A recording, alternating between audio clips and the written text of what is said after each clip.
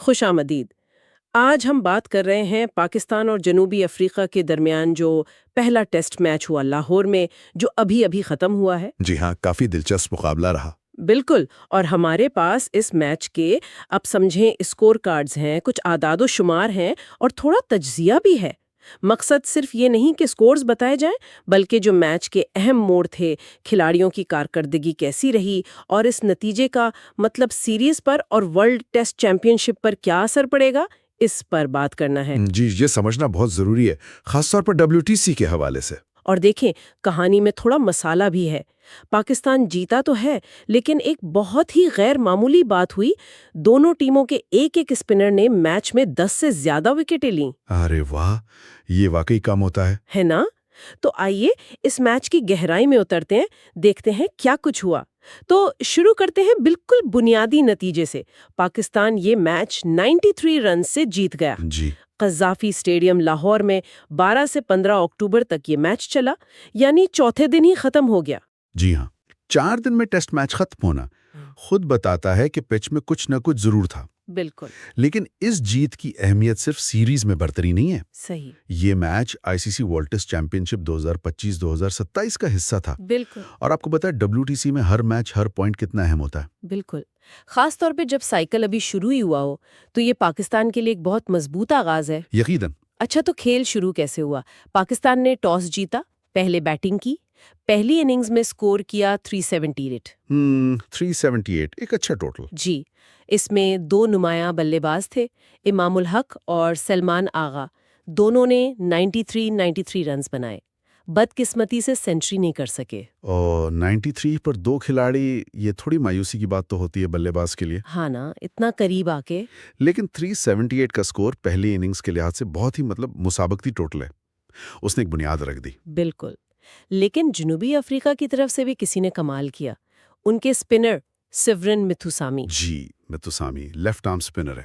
उन्होंने पहली इनिंग्स में ही 6 विकेटें ले ली। 61-17 उनके फिगर्स थे। ये बहुत मुतासिरकुन कारकर्दगी है।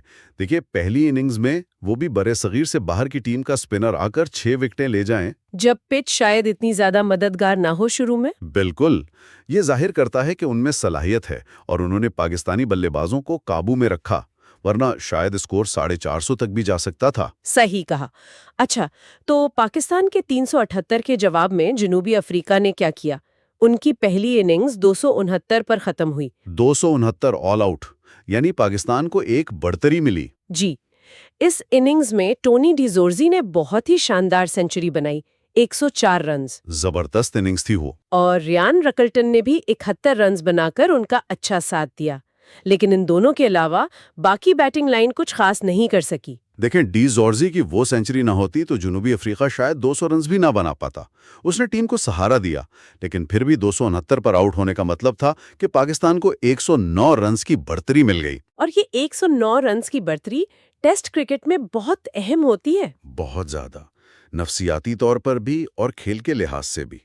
इसने मैच का रुख पाकिस्तान की तरफ मोड़ दिया। और इस इनिंग्स में पाकिस्तान के हीरो कौन थे? पाकिस्तान के हीरो थे नोमान अली। एक और लेफ्ट आर्म स्पिनर। जी हाँ, उन्होंने 112 रन्स देकर 6 विकेटें हासिल की। यानी पहले मिथुसामी ने 6 लिए, फिर नोमान अली ने 6 लिए। स्पिनर्स का तो राज था। बिल्कुल। नोमान ने होम कंडीशंस का खूब फायदा उठाया और दिखाया कि वो कितने मुअस्सिर साबित हो सकते हैं। उनकी विकेटों ने ही असल में वो 109 रन्स की बढ़तरी मुमकिन बनाई। अच्छा जी। अब कहानी में एक और मोड़ आया।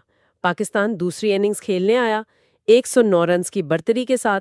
सब सोच रहे थे कि अब पाकिस्तान बड़ा स्कोर करके मैच पर मुकम्मल गिरफ्त हासिल कर लेगा। यही तवक्को थी। कम से कम 250-300 रन्स तो बनने चाहिए थे। लेकिन हुआ ये कि पूरी टीम सिर्फ 167 पर आउट हो गई। ओह, 167, ये तो बहुत कम है। जी। बाबर आजम ने 42 और अब्दुल्ला शफीक ने 41 रन्स बनाए। थोड़ी मुजाहमत की, लेकिन कोई बड़ी पार्टनरशिप नहीं लगी। ये हैरानकुन है थोड़ा सा। इसकी क्या वजह हो सकती है? क्या पिच बहुत ज्यादा खराब हो गई थी, या बल्लेबाजों पर दबाव आ गया, या फिर सिन्योर मिथुसामी ने एक बार फिर अपना जादू चलाया? अच्छा, दोबारा से? जी हाँ, दूसरी इनिंग्स में उन्होंने सिर्फ 57 रन्स देकर 5 विकेटें हासिल की। कमाल है। यानी मैच में उनकी कुल 11 विकेटें हो गईं, 6 पहली इनिंग्स में, 5 दूसरी में। बिल्कुल। 174 रन्स देकर 11 विकेटें, ये तो गैर मामूली कारकर्दगी है। गैर मामूली, खास तौर पर एक मेहमान स्पिनर के लिए पाकिस्तान में आकर 11 विकेटें लेना। मेतुसामी ने तो तहलका मचा दिया। उनकी इस बॉलिंग ने जनूबी अफ्रीका को मैच में वापस आने का मौका दे दिया। बिल्कुल। अब हिसाब लगाएं पाकिस्तान की दूसरी इनिंग्स 167 और पहली इनिंग्स की बढ़तरी 109, तो जनूबी अफ्रीका को जीत के लिए हदफ मिला 276 रन्स का। 276 रन्स चौथी इनिंग्स में लाहौर की पिच पर, क्या ये मुमकिन था? देखिए, मुश्किल तो था, लेकिन नामुमकिन नहीं।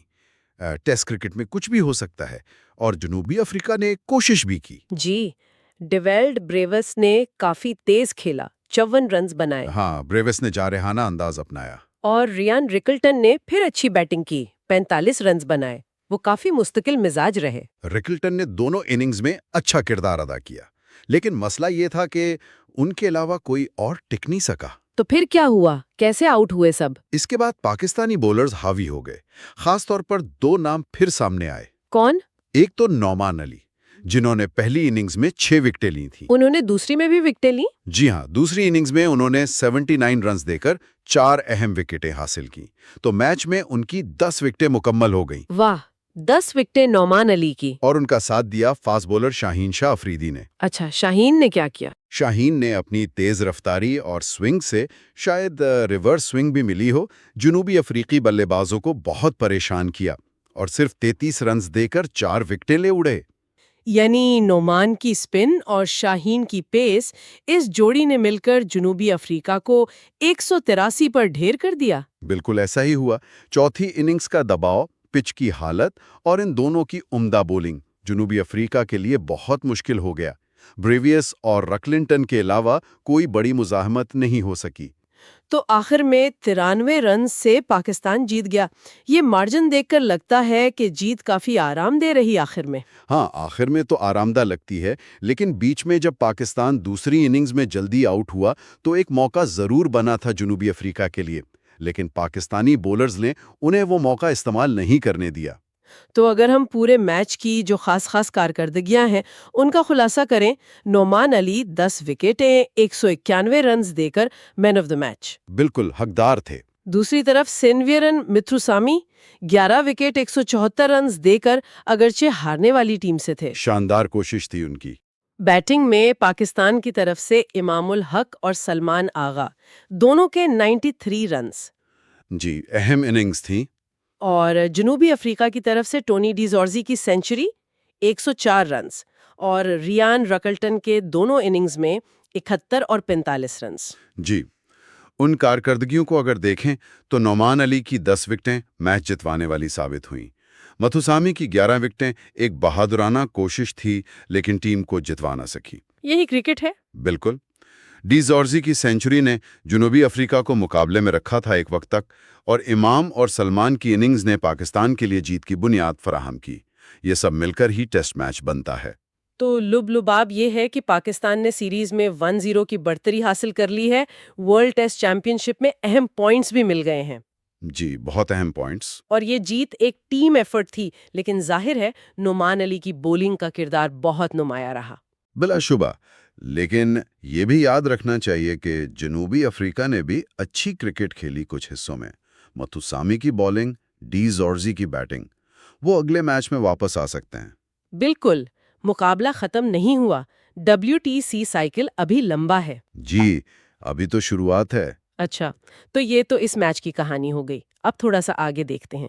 एक सवाल जहन में आता है और शायद हमारे सुनने वाले भी इस पर सोचें। जी जरूर। मथुसामी ने 11 विकेटें लीं, डी जॉर्जी ने सेंचुरी बनाई। क्या लगता है जनूबी अफ्रीका अगले टेस्ट के लिए अपनी हिकमत अमली में कोई तब्दीली करेगा? क्या वो बैटिंग को मजीद मजबूत करेंगे या मथुसामी के साथ कोई और स्पिनर खिलाएंगे? ये एक दिलचस्प सवाल है। उन्हें जरूर सोचना होगा कि पाकिस्तान को कैसे हराया जाए, और दूसरी तरफ पाकिस्तान के लिए भी सोचने की बात है कि क्या वो इसी कॉम्बिनेशन के साथ जाएंगे। हाँ, क्या वो नोमान पर इतना ही इन्हिसार करेंगे या पिच देखकर शायद पेस अटैक में कोई तब्दीली करें? बिल्कुल। और ये जो इनफिरादी मुकाबले हैं, नुमान बमुकाबला जनूबी अफ्रीकी बल्लेबाज, मिथुसामी बमुकाबला पाकिस्तानी बल्लेबाज, ये अगले मैच में भी बहुत अहम होंगे। यकीनन ये वो चीजें हैं जिन पर नजर रहेगी, तो इस पर गौर किया जा सकता है।